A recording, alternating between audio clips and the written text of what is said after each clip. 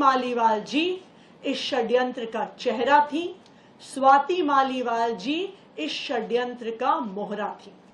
इस षड्यंत्र का इरादा था अरविंद केजरीवाल जी पर झूठे आरोप लगाना। उस वीडियो ने स्वाति मालीवाल जी के झूठ को पूरे देश के सामने रख दिया है। ड्राइंग रूम में बहुत आराम से बैठी हुई हैं। वो पुलिस कर्मियों को ऊंची आवाज में डरा रही हैं, धमका रही हैं। जब से अरविंद केजरीवाल जी को बेल मिली है, जमानत मिली है और भारतीय जनता पार्टी द्वारा लगाए गए झूठे केसों से वो तिहाड़ जेल से बाहर आए हैं, तब से भारतीय जनता पार्टी बौखलाई हुई है।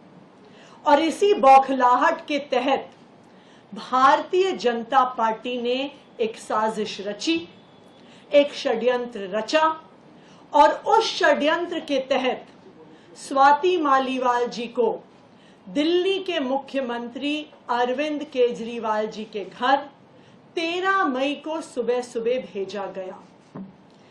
इस षड्यंत्र का इरादा था अरविंद केजरीवाल जी पर झूठे आरोप लगाना। स्वाति मालीवाल जी इस षड्यंत्र का चेहरा थी। स्वाति मालीवाल जी इस षड्यंत्र का मोहरा थी। स्वाति मालीवाल जी 13 मई को अनअनाउंस्ड, बिना अपॉइंटमेंट लिए मुख्यमंत्री आवास पहुंची। उनका इरादा था कि मुख्यमंत्री पर आरोप लगाया जाए, लेकिन मुख्यमंत्री जी उस समय अवेलेबल नहीं थे, उपलब्ध नहीं थे, इसलिए वो बच गए।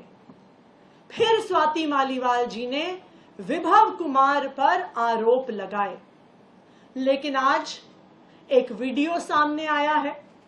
मुख्यमंत्री आवास के ड्राइंग रूम का वीडियो सामने आया है और उस वीडियो ने स्वाति मालीवाल जी के झूठ को पूरे देश के सामने रख दिया है।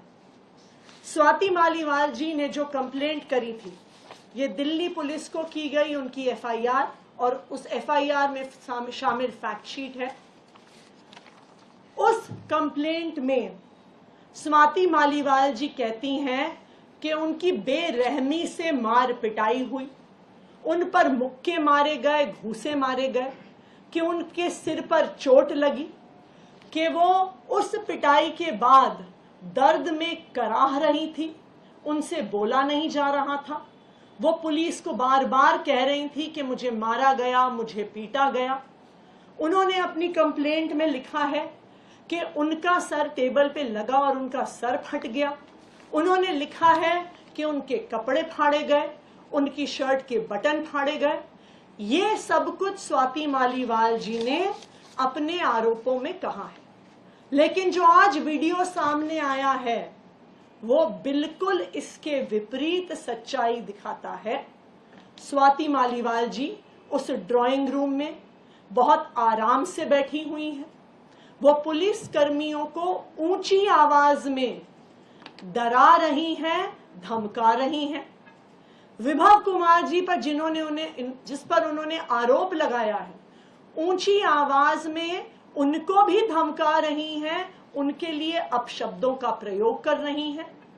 उनके कपड़े फटे हुए नहीं हैं, किसी भी प्रकार से उनके सर पर चोट नहीं दिख रही है।